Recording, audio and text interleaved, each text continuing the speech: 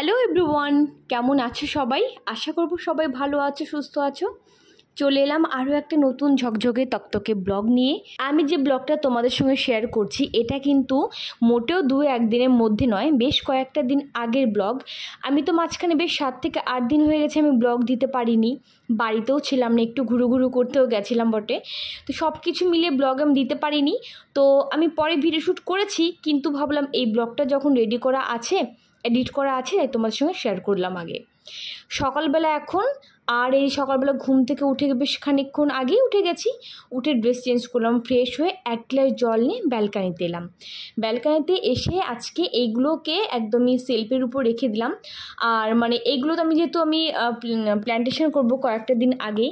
আর দেখো কী সুন্দর ছোটো ছোটো বেবি প্ল্যান্টও বেরিয়ে গেছে, যেহেতু জলের মধ্যে প্রায় 1 মাস হয়ে গেছে আমি রেখে দিয়েছিলাম। ছোট্ট ছোটো বেবি প্ল্যান্ট বেরিয়ে গেছে, এবার এগুলোকে প্ল্যান্টেশন করার পালা।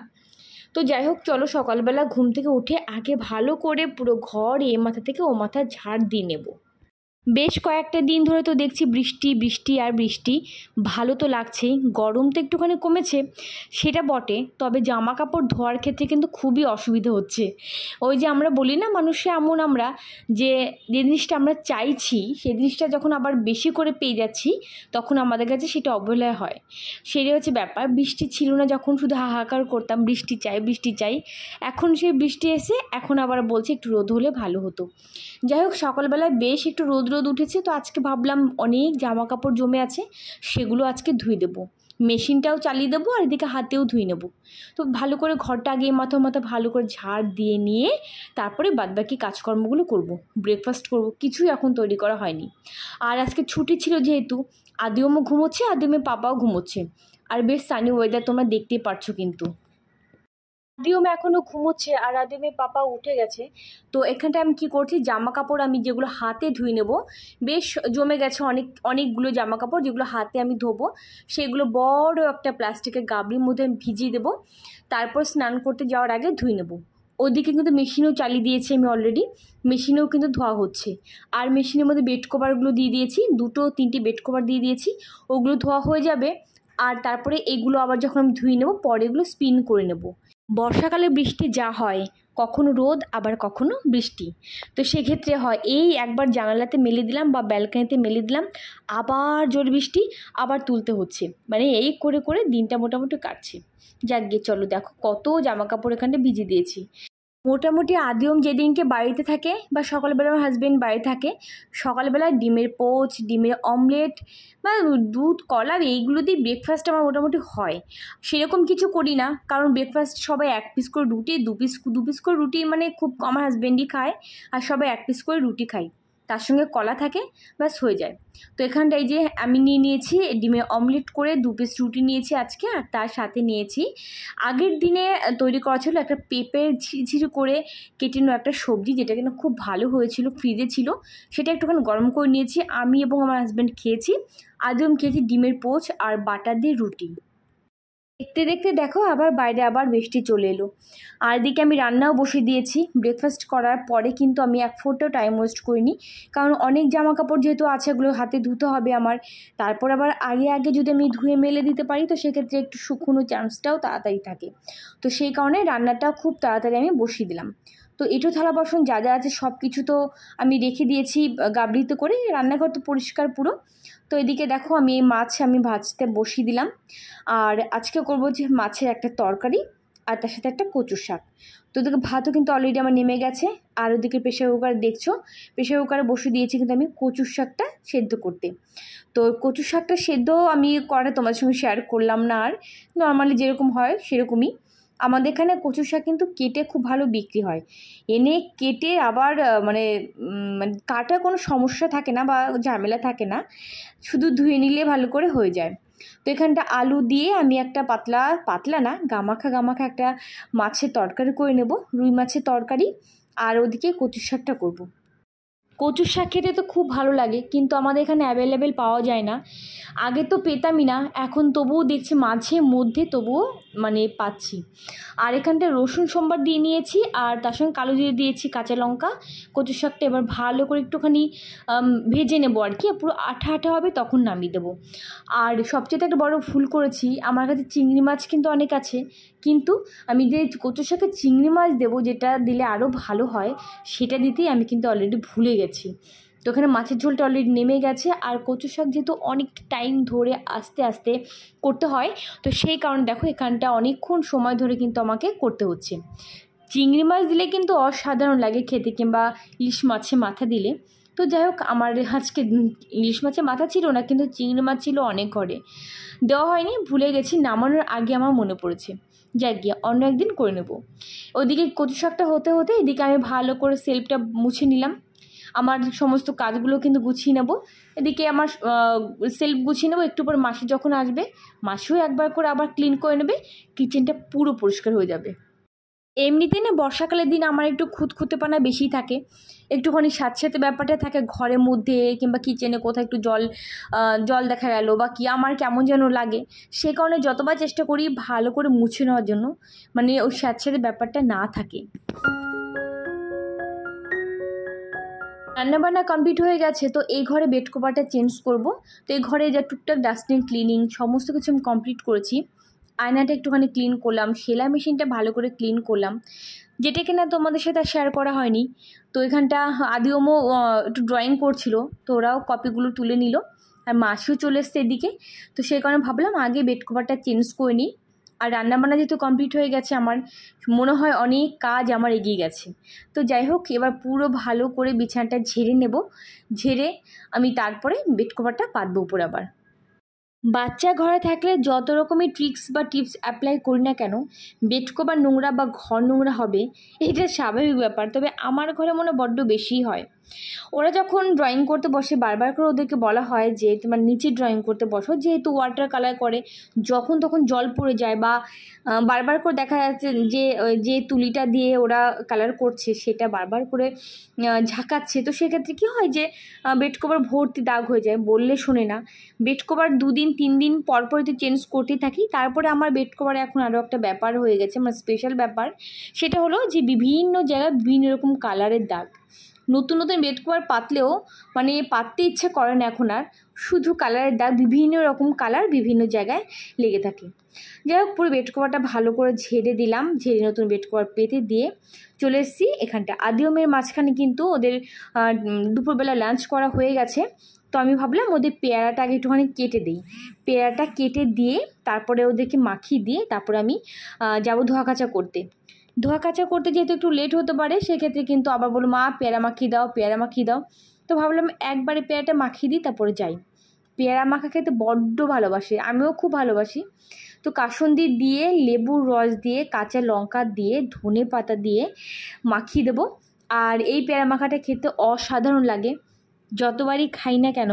সেই ছোটোবেলায় সেই মানে স্কুলে বসতো পেয়ারা মাখা নিয়ে, কদবেল মাখা নিয়ে, তেঁতুল মাখা, আমের দিনে আম মাখা, কুল মাখা, বিভিন্ন রকম মাখা, চালতা মাখা, তারপরে কামরাঙা মাখা, মানে বলতে গেলে জিভে মনে হয় জল চলে আসে আমার এখনও। তো জাগিয়ে চলো, এই মাখাটা মানে পুরো এই সমস্ত খাবার কখনো পুরানো হয় না। তো একটু কাসুন্দি দিয়ে দিলাম, কাঁচা লঙ্কা, লবণ, আর এখানটায় ধনে পাতা দিয়ে দেবো, ব্যাস ভালো করে ডলে ডলে মাখিয়ে দেবো। ওরা কী যে ভালোবাসে খেতে, তার সাথে আমিও বড্ড ভালোবাসি। তো আমি খানিকটা রেখে দেবো আর ওদেরকে দেবো। সপ্তাহে আমি তো আগে 2 দিন ব্লগ দিতাম, তবে মাঝখানে বেশ কয়েকটা দিন হয়ে গেছে আমি 7 থেকে 8 দিন বা 10 দিন বলতে পারো প্রায়, যে আমি ব্লগই দিতে পারিনি। কোনো সমস্যা ছিল না, তবে সমস্যা একদম ছিল না সেটা আবার বলা যাবে না। একটু ঘুরতেও গেছিলাম মাঝখানে, তো ঘুরতে গিয়ে সেখানে গিয়ে আমি সেরকম একটা ব্লগিং করতে পারিনি, তবে করেছি অবশ্যই, সেটা তোমাদের সঙ্গে আমি নেক্সট ব্লগে আমি শেয়ার করব। দেখো কোথায় ঘুরতে গেছিলাম। তো যাই হোক চলো, আর এখানটা এখন আমি স্নান করতে আসার আগে ভালো করে জামা কাপড়গুলো হাতে আমি কেচে নেব। আর আমাকে একজন কমন এই কোশ্চেনটা করতেই থাকো যে তোমার ওয়াশিং মেশিন আছে তারপরেও হাতে কেন ধোয়া কাচা করো। তো এর মানে হচ্ছে এটাই যে সমস্ত জামা কাপড়, নতুন নতুন জামা কাপড়গুলো আমি ওয়াশিং মেশিনে একদম আমি দিই না, কিছুদিন পর মানে যখন ডেইলি ইউজ করতে ওটা মানে ইউজ করছি বা দেখা যায় 1 দিন 2 দিন বাদে বাদে ইউজ করে ফেলছি, তখন সেটা ওয়াশিং মেশিন দিই। বাদ বাকি যতক্ষণ পারি আমি নিজে হাতেই ধুয়ে দিই।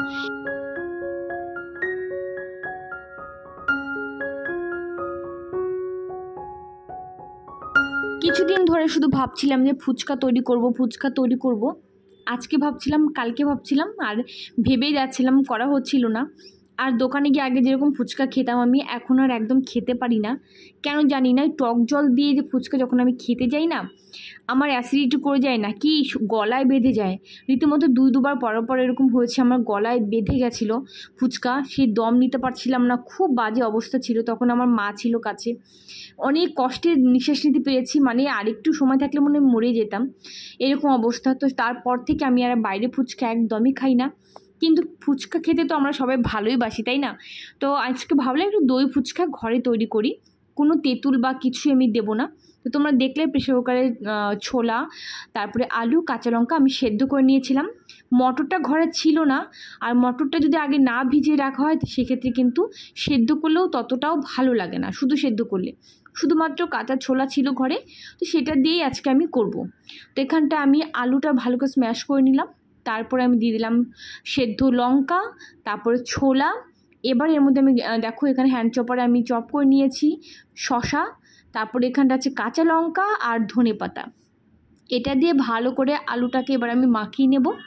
আর লেবু তো অবশ্যই দেবো টকের জন্য একটু বেশি করে, আর এটা গন্ধরাজ লেবু কিন্তু। আর এইভাবেও তোমরা কিন্তু করে খেতে পারো। তোমরা অনেকে আছো তেঁতুল খেতে পারো না, তেঁতুল জল অ্যাসিডিটি হয়ে যায় বা সমস্যা থাকে অনেকে, তো সেক্ষেত্রে বলবো এইভাবে তোমরা কিন্তু ঘরে তৈরি করতে পারো। অসাধারণ লাগে খেতে দই ফুচকা। তোমরা চাইলে দই আবার নাও দিতে পারো, তবে দই দিয়ে খেলেও ভালো লাগে। দই খেলে কিন্তু কোনো অ্যাসিডিটি বা কিছু সেরকম হয় না, যাদের হয় তারা আবার স্কিপ করতে পারো, আমার হয় না। তো যাই হোক, এখানটা দেখো আমি ভাজা মশলা আমি দিয়ে দিলাম। ভাজা মশলা বলতে ওখানটা জিরে গুঁড়ো আর ধনিয়া গুঁড়ো। আর এখানটা আমি এবার কী করবো, ফুচকাগুলো যে ফুচকা আমি দোকানে কিনতে পাই আর কি, রেডিমেড তৈরি করা থাকে, জাস্ট একটু তেলে সাঁতলে নিলেই কি দারুণ, দেখো পুরো বলের মতো ফুলে যায়। এটা দিয়েই খাই, আর নতুন করে কিছু বানাই না। আর সত্যি কথা বলতে সেভাবে আমরা কিন্তু ঘরে ফুচকা তৈরি করতেও পারবো না বা পারি না। ট্রাই করেছি একবার, হয়েছে, হয়নি বলবো না, হয়েছে, তবে দোকানের মতো সেরকম কিন্তু হয়নি।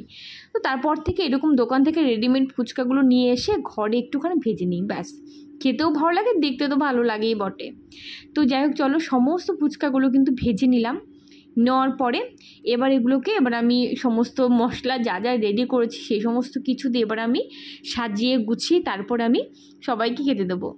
ফুচকাগুলো দেখে আমার এখনই যেন লোভ লাগছে, করেছি বেশ কয়েকটা দিন আগে, কিন্তু আমার দেখে মনে হচ্ছে এখনই খেয়ে নেই, এখন যদি পেতাম আরও ভালো হতো। যাই হোক, ওখানটায় শসা কুচি রয়েছে, ধনেপাতা কুচি রয়েছে, কাঁচা লঙ্কা কুচিও আছে, একটুখানি নিয়ে নিয়েছি ভুজিয়া। আর এখানটায় টক দইটাকে ভালো করে ফেটিয়ে নিয়েছি, একটুখানি দিয়ে দিয়েছি চিনি, আর একটুখানি দিয়েছি লবণ। আদিও বসে গেছে এখানটা, কখন হবে। তো চলো একটা ফুচকার মধ্যে এবার কিন্তু আমি প্রথমে আলু দিয়ে দিলাম, আর তারপর সমস্ত কিছু এক করে দিয়ে দেবো। আলুর পরিমাণটা যত বেশি দেবে তত বেশি টেস্ট হবে।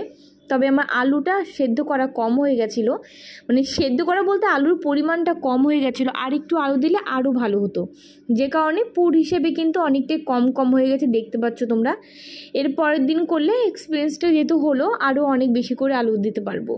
কিন্তু বিশেষ করে এত টেস্ট হয়েছিল, আমি ভাবতে পারিনি যে এতটা টেস্ট হবে। এর আগে আমি করেছি যতবার তেঁতুল দিয়ে করেছিলাম, তেঁতুলের জল দিয়েছিলাম, বাট এবার আমি কোনো তেঁতুলের জল আমি অ্যাড করিনি বা কোনো রকম তেঁতুলের আমি কি বলবো কিছুই আমি দিইনি, শুধুমাত্র লেবুর রস দিয়ে আমি আলুটা মেখেছিলাম, তাতেই এত স্বাদ হয়েছিল আমি তোমাদেরকে কি বলবো। আর অবশ্যই তোমরা ট্রাই করো বাড়িতে, মানে কি বলবো যে খুবই কম খরচ নেই বললেই চলে।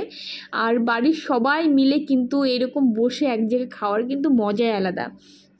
তো এখানে দই দেওয়ার পরে তারপরে একটুখানি শসা কুচি, ধনেপাতা, কাঁচা লঙ্কা কুচি, তারপরে দিয়ে দিলাম টক দই তো আগেই দিয়ে দিয়েছি, তারপরে একটুখানি ভুজিয়ে দিয়ে দিয়েছি। অসাধারণ হয়েছিল, আর গন্ধটা যা বেরিয়েছিল দারুণ হয়েছিল, দারুণ। তো যাক গিয়ে চলো, আর এই ভিডিওটা কিন্তু বেশ কয়েকটা দিন আগে তোমাদেরকে বললাম আমি, তো একটা খেয়ে দেখলাম, সত্যি মানে এত ভালো হয়েছে, আমি বললাম এখন ভয়েস ওভার করছি, আমার দেখে মনে হয় এখনই মনে খাই এরকম লাগছে। আরও একদিন আমি ট্রাই করব অবশ্যই। তো তোমরা কিন্তু ঘরে এভাবে ট্রাই করতে পারো একবার, আর অবশ্যই ট্রাই করার পর আমাকে জানিও যে কেমন হয়েছে।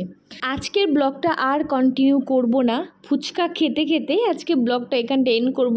সবাই অনেক ভালো থেকো, অনেক হ্যাপি থেকো। আজকের মতো সবাইকে টাটা করছি।